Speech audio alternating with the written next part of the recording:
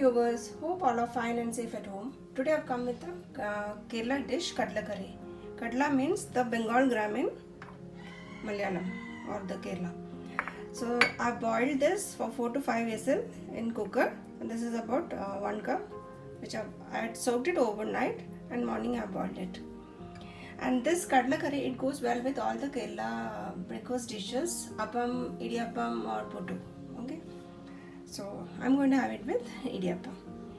So this is about the Bengal gram, and next about a medium onion I've chopped, little bigger size I've chopped, and then one medium size tomato I've chopped, and that also a little bigger, and 3/4 cup of fresh grated coconut.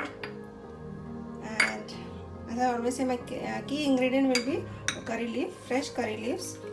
So don't skip this, because this will make your kadla curry totally different taste if you make with curry leaves and without curry leaves. So don't skip this.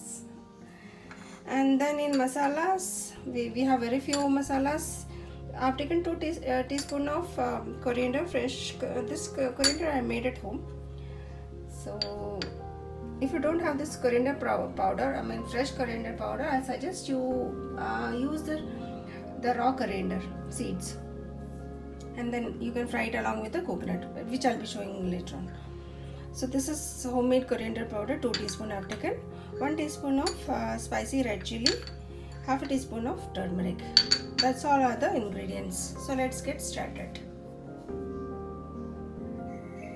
Okay, I've kept a pan and it's hot now, and I'm adding this coconut. We have to dry roast this.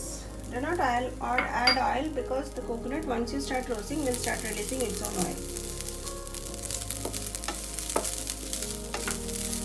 So we have to roast it.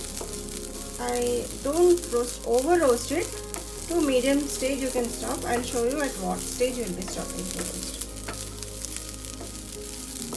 So this is a time consuming work. If you don't have time in the morning, you can eat this roasted at night also. Morning you can prepare it.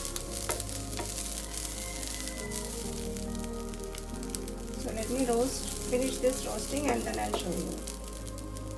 You can keep the heat between medium and high and continue keep on stirring it, else this will get burned.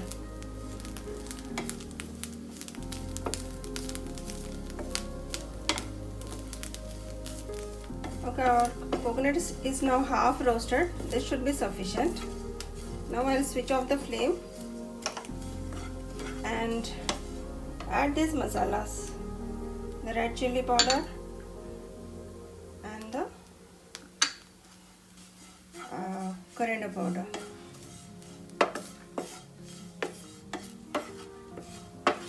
And then either you can immediately transfer into another plate, or just keep on stirring this, else this will get burnt, because your pan is still hot, so this will get burnt. So either you just keep on stirring for 1 or 2 minutes until the heat comes down, or you transfer this immediately into another plate. And allow this mixture to cool down, and then we'll make a fine paste out of this in a mixer jar. And while this is cooling down, we'll move on to the next step. Okay, so now let's move on to our next step. I missed to mention that we need to add half a teaspoon of mustard and season this. I've kept a pan and just poured 1 tablespoon of oil. Don't add too much of oil, because there will be oil in the fried coconut also. And once this crackles, add the curry leaf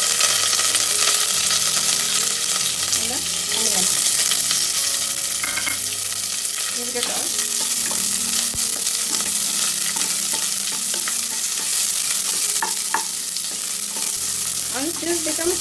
Once this becomes translucent, we will add the tomato.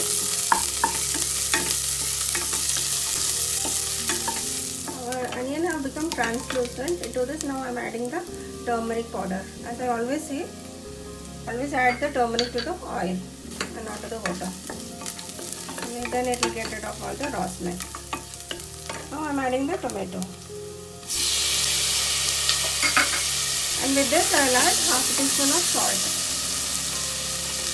I had added a half teaspoon of salt while boiling the chana.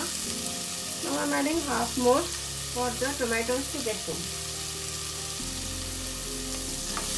And finally we will check if required, we will add it.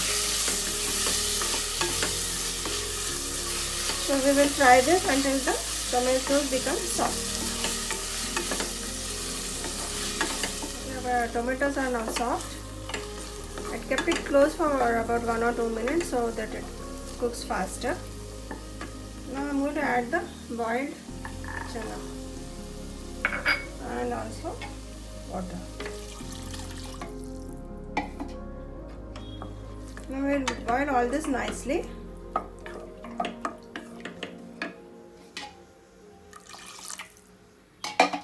Okay, while this is getting boiled, let's go and grind the fried coconut.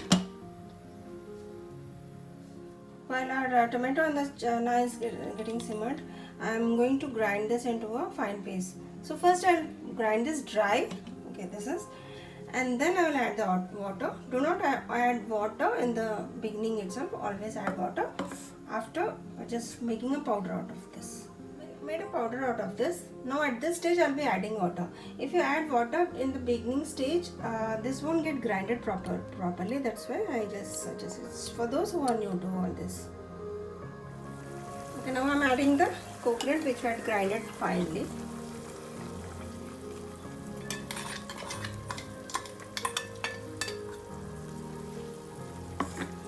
And then we will allow it to wash this little water and pour that also. And now we'll allow it to boil nicely. And the thickness of the gravy, I leave it to your discretion. I'll leave it like this for at least for 5 minutes. I'll just close and leave it like this, so our gravy gets thickened. And once it's all done, I'll show you. Okay, I've switched off the flame and kadla curry, it has come to the right consistency. It's in a semi thickness form. This is what you require because you need to have it with the puttu, or which is a little dry item, and the idiyappam and the appams also. And if you don't have any of this, you can even have it with dosa or idli. This is something which I try. Okay, so let's plate it out. It's all done now. Hello viewers.